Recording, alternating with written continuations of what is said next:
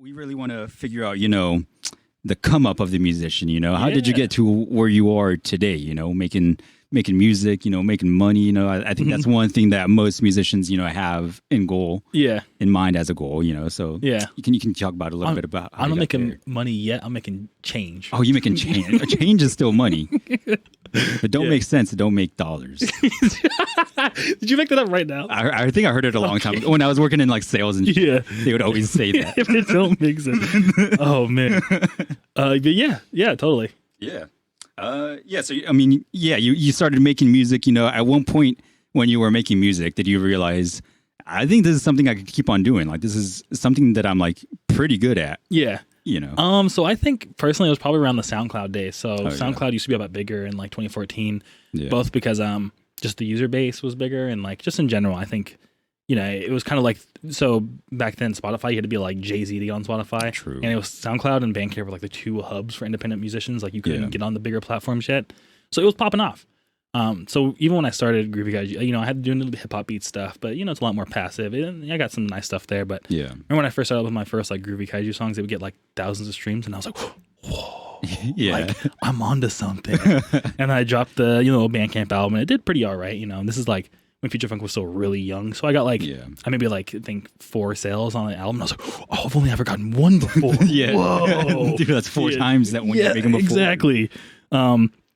So I just kept uploading to SoundCloud. I made albums here and there, and people would be like, "Oh, I love your music." It like helps me out, like when I'm bummed out, or like I'll play it when I go to the beach and stuff. I'm like, Yeah. dude, I'm so glad to hear. You know what I mean? And that was really heartwarming. And then from there, I just started like posting my music on the Future Funk subreddit. I actually did Vaporwave first, but then they're like, "Oh, you're in like the wrong place. You need to go to Future Funk." Oh, yeah. I was still learning Vaporwave at the time and like Yeah. what it was.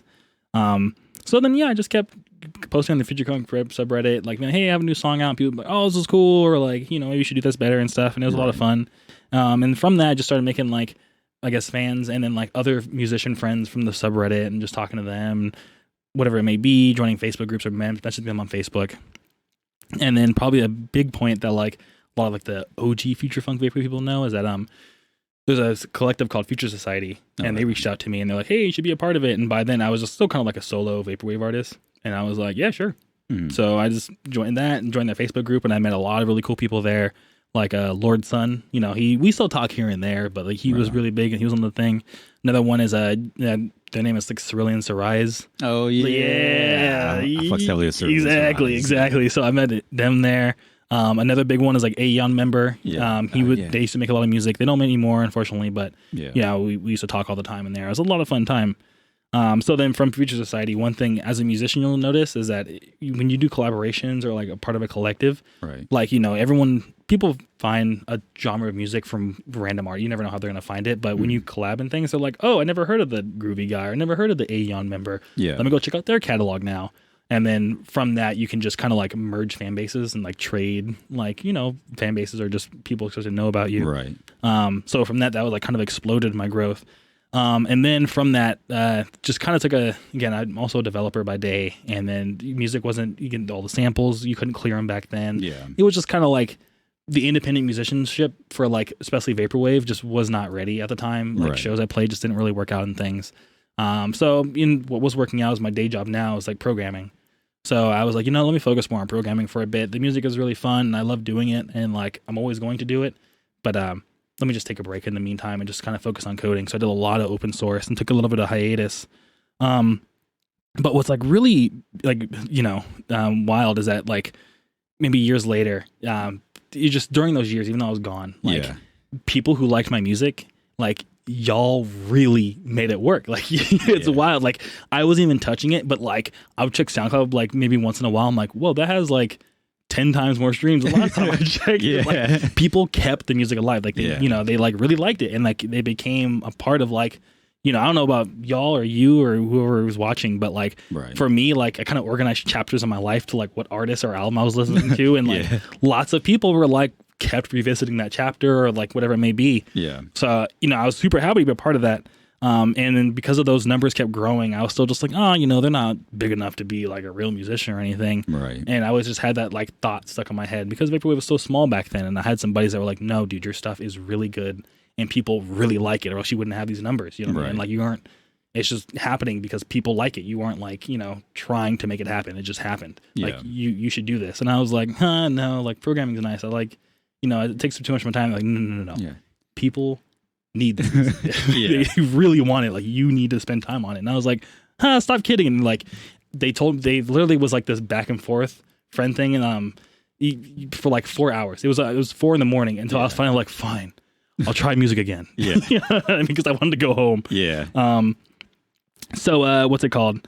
Another good example of like, because people keeping it growing is someone even got a tattoo. There's a tattoo. Their name, I remember seeing that. Yeah. I think their internet name is Mr. Joestar, but shout out to them. Shout out to Mr. Joestar. I appreciate you so much for getting it. Like, you know what I mean? And I want to get a matching one. But I just, I've never got a tattoo before, so that's something I still need to do. Oh, that'd be so badass. Yeah. And then I guess one last thing I wanted to touch on too was, and that same night, my buddies kind of like convinced me to do music again. I saw that Pacific Plaza Records was in the area, and I was like, whoa, a record label near me that does vapor. That's because back then that never happened. Right. And then on top of that, I saw they were playing a show, and I was like, what? Like all the shows I tried to play back then, like backyard shows, they'd always flop because like no one knew what vaporwave was. Right. So then I was like, hey, like I had some friends convince me to do music again. Can I play a show? And they were like, who do you think you are? And I was like, Groovy Godzilla. They're like, oh, you can play the next one. Definitely. You can play the next one. And I was like, cool. Yeah. And then now here we are, Groovy Kaiju and all that, X, Y, and Z. So, yeah. Nice. Mm-hmm. Yeah. No, yeah. Because, I mean, it definitely makes sense that you took that long hiatus back in the day. Because, I mean, you like making the music, it's dope. You mentioned that you're always going to be making music. But at the same time, that's a period of your life where you're still finishing your career and like, music is fun and all, but we still got to eat. We still got rent to pay, It's like, but now it's like becoming more of like an actual, like a realization that, you could probably actually, make money off of music and like still profit off of it and live off of it so that you can keep making more music.